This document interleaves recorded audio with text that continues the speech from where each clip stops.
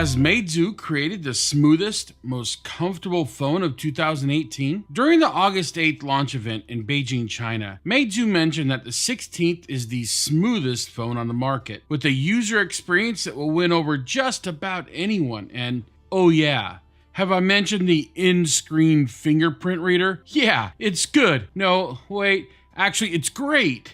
Well, I'm Adam, tech editor with Gizmo China, and I've had the pleasure of using the Meizu 16th for the past week. So in this video, I'll be sharing my updated thoughts on the construction quality, specs, display, user experience, and camera for an in-depth review of the Meizu 16th. Again, 16th, not 16. Thank you very much. Meizu has included the basics and then some in the understated square black Meizu 16th box. You've got the phone, a seriously fast charger, USB-C cable, a hard plastic case that basically covers the back and the corners of the device, a Fly Me styled SIM card ejector, and some paperwork. Overall, fairly simple and straightforward, and no dongle needed, as the 16th includes a 3.5mm audio jack. This phone is a beaut. Simply put, it looks clean, with smooth rounded edges and super tiny bezels all the way around. While not flashy, the polished aluminum with 3D glass front and back, including a special 7-layer coating giving for a unique finish, stand out as premium design to me. The Meizu 15 we previously reviewed had small side bezels, and these are even smaller at only 1.43mm wide. It's almost like no bezel at all, and in use, it feels smaller than any I've previously used. The front of this white version really stands out in the crowd of black fronts on phones these days. With only a small camera showing on the top left and the speaker grill at the tippy top up front, there's not a lot to get in your way of that screen. Additionally, I really like the symmetrical look of the design top to bottom. On the back is the dual camera module in the upper center with a 6 LED dual tone flash below it. Towards the bottom of the back is a somewhat larger than I'd prefer Meizu branding in a chrome-like finish. I really like the overall design of the curved back, and it feels amazing to hold. It immediately felt right at home and comfortable without feeling too slippery or grippy. The relatively compact size with the 6-inch screen is only possible due to those minimal bezels. The Meizu 16th is 150mm tall and 73.2mm wide, with a minute 7.3mm deep, making it the smallest phone with a 6-inch screen on the market. And it's the lightest too, at only 152 grams. But don't let that make you think it's less well made, as its construction feels and looks premium. I'm not sure I've held many phones with as much screen to body ratio as this one, at a 91.18%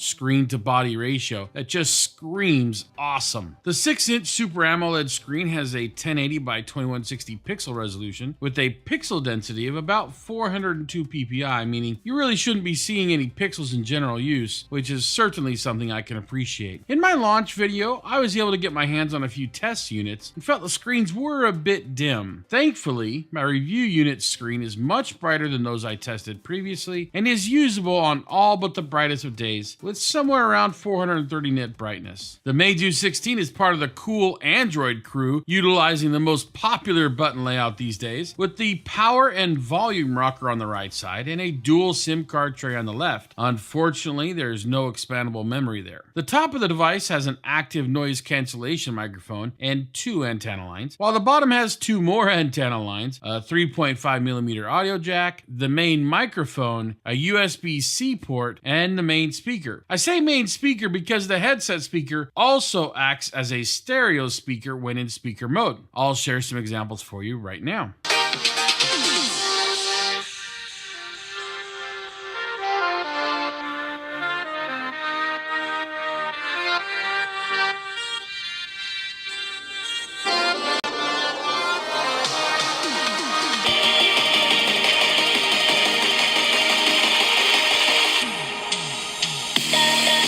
I think Meizu's implementation of the secondary speaker works well, but it certainly can't work on its own, whereas the main speaker at the bottom would work quite well on its own. I feel the system is quite clear and has a fairly full sound, especially for a phone at this price point, where some companies might try to cut corners, but not on this device. If you're enjoying this review of the Meizu 16th, make sure to press the like button. We'd love to hear your thoughts and if you prefer this phone compared with other mid-cost flagship devices as well. Please leave your comments below and subscribe to the Gizmo China channel for more smartphone and tech goodness. When Meizu decided to upgrade its Fly Me UI, they chose to base it on Android 8.1 Oreo, and with the inclusion of the OneMind AI to preload apps 36% faster. Gladly, on my review unit there seems to be little bloatware and the system storage is at 110 gigabytes available of the 128 gigabytes included on this model. Meizu stacked this phone with the most modern of hardware components, starting with the Snapdragon 845 processor. This has an octa-core Cryo CPU and the fantastic Adreno 630 GPU, which should provide a heck of a punch. And yeah,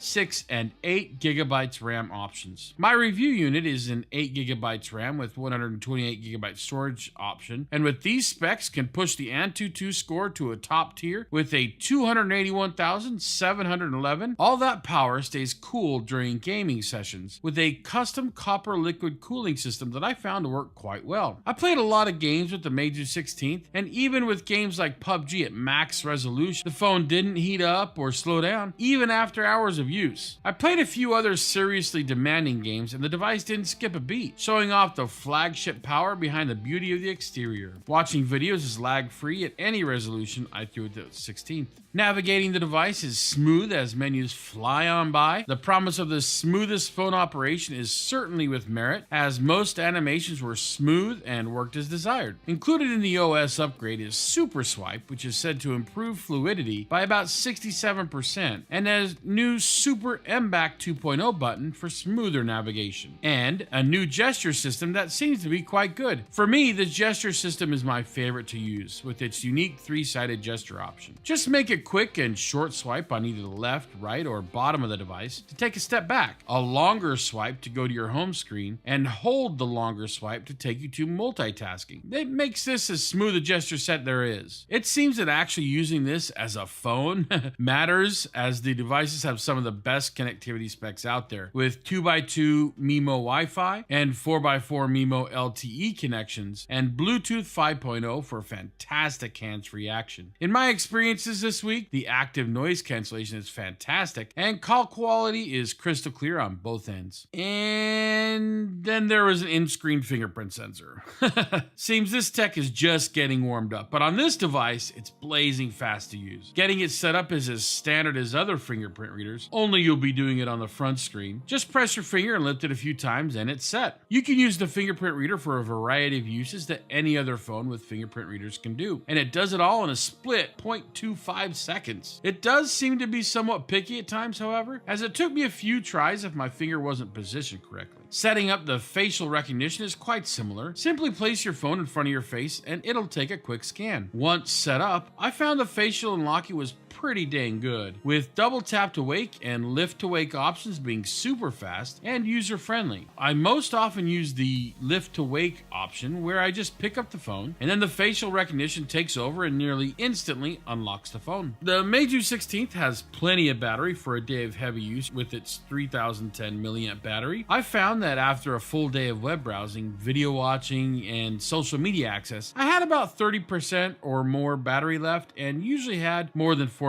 available. For those who do run out of battery, Meizu included the M Charge, which is their updated rapid charging tech that can bring the 16th battery from 0 to 67% in just 30 minutes. So I tested this and got pretty close at 56% after 30 minutes, which is still fantastic and offers more freedom to users. Now, one of my favorite parts of any smartphone, the camera. Meizu certainly tried really hard to fulfill most casual shooters' needs with a 12 megapixel f1.8 Sony IMX380 sensor, which is one of the larger mobile sensors out there, paired with a 20 megapixel f2.6 Sony IMX350. There are 4 main settings options in the camera: portrait, photo, video, and more, which when pressed offers pro, panorama, scan, time-lapse, slow-mo, and square modes. In each of the modes, the settings are somewhat limited and certainly not offering deep customizations, even in Pro mode. Photo mode includes the most standard options like HDR, filters, and beauty, and has only a photo aspect ratio option that I found useful.